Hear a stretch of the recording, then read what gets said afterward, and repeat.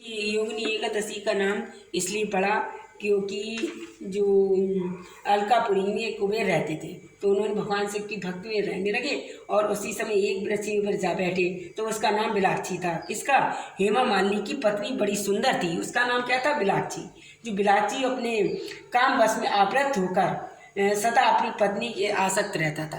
मतलब वो जो है अपनी पत्नी में भ्रमण विहार करने लगा अपनी पत्नी के साथ। तब वह घर में ठहर गया और गर्भ अपने घर में ठहर गया तो उसने पत्नी के प्रेम में रसोदान करने लगा। जो कुबेर के साथ भवन में आ सका। इधर कुबेर मंदिर में जाकर शिव की पूजा कर रहे थे तो उन्होंने दोपहर तक देखा कि वो फूल नहीं ला रही है। कौन? मीनाक्षी, उसकी पत्नी। तो उसने हेमा मालिनी को हेमा मालिनी कौन थी? मालिन। तो उसे जाकर उन्होंने पता लगाने के लिए भेजा कि फूल क्यों नहीं ला रही। तो राजा ने वह पत्नी की कामना आसक्त उसे देख लिया। किसने? जो अपनी पत्नी में के साथ विहार कर रहा था। तो उसकी पत्नी की बात सुनकर कुबेर क्रोध में आ गए और तुरंत उन्हें हेमा मालिनी को बुलाया और जाकर हेमा मालिनी की बहन से व्याकुल हो रहे थे तो आकर कुबेर के सामने खड़ा हुआ। उसे देखकर कुबेर की आंखें क्रोध उठी और बोले, पापी दुष्ट, अरे दुराचारी, तूने अवहेलना की है, तुझे कोढ़ हो जाए, तुझे अपनी प्रीतमा के विहार करके स्थान भ्रष्ट होकर अंतरिक्ष चला जा। कुबेर ने ऐसा कहने पर वो स्थान से नीचे गिर पड़ा और हृदय में होता था तो उसमें पीड़ित हुआ।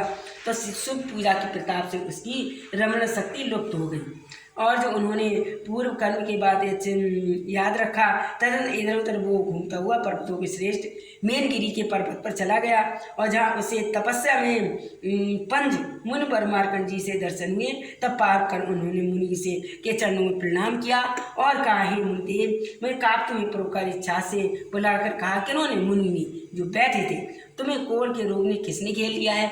वो बोले, मुनि। तो कोई कहता क्यों अधिक निंदनीय जान पड़ता है।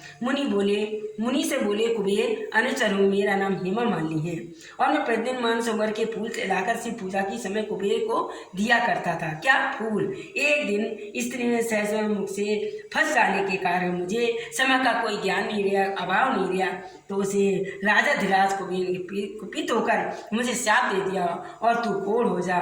इस समय किसी शुभ कर्म के प्रभाव से आपके निकट आया हूँ। संत का चित्त स्वभाव पर एकादशी व्रत करो और व्रत के से ही तुम्हें पूर्ण बनने से फल प्राप्त होगा।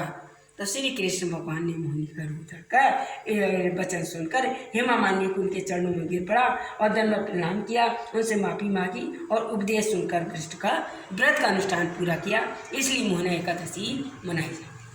तो दोस्तों, ये मेहनत ऐसी एकादशी आपको अच्छा लगी हो तो लाइक करें, मेरे चैनल में ज़्यादा से ज़्यादा सब्सक्राइब करें।